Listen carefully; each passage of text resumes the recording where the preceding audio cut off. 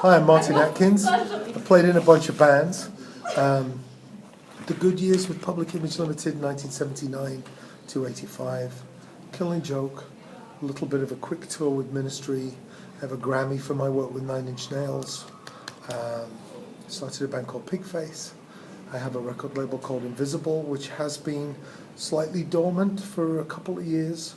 I'm about to let my students take it over. I have a music publishing company, a recording studio.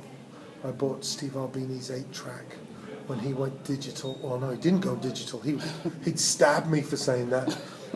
When he went 24-track, I've written a couple of books. I am now the music business department chair at SAE Chicago. Exactly. You have some fans in the room. You guys have some fans in the room. Say hi. Say hi. Hi. Well, what do you like most about teaching? Do you like teaching better now that you're done touring? Well, I'm not done now than I've been more places in the world speaking than I ever was drumming. But I think my favorite thing about teaching is it's like, you know, we made some decent albums and people would say, whoa, that album was really important to me. It got me through a rough time.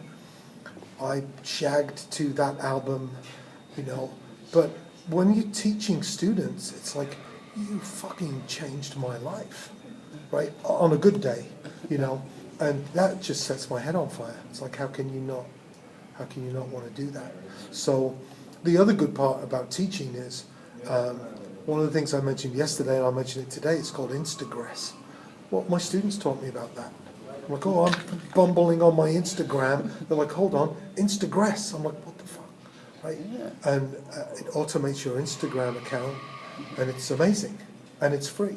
So that's what I like about teaching. If I wasn't teaching, if I hadn't started teaching 10 years ago, we'd be having we wouldn't be having a conversation right now because I wouldn't have written any of my books, and I'd be some crotchety old guy in Chicago complaining that faxes aren't as good as they used to be.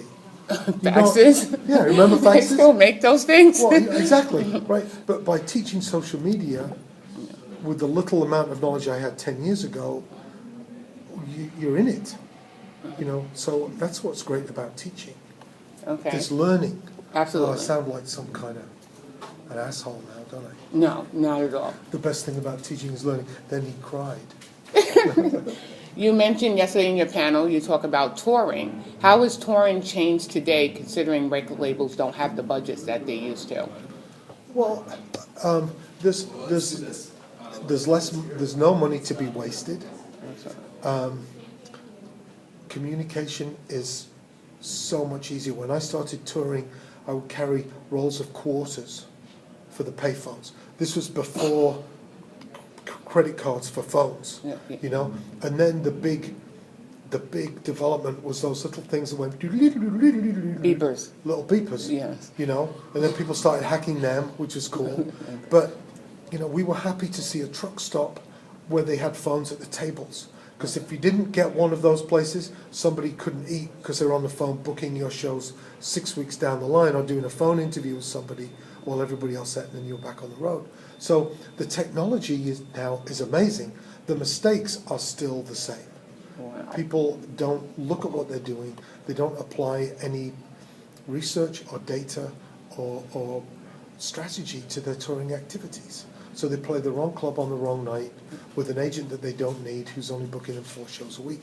One of the things I said yesterday, you need 11 events a week.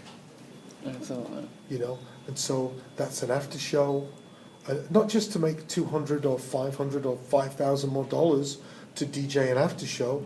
You want the venue to be the right after show venue so you can use that mailing list. So they've got to tell people, hey, don't forget, this artist is playing here on Wednesday, then they're doing the after show. So the right after show will get more people out to your regular show.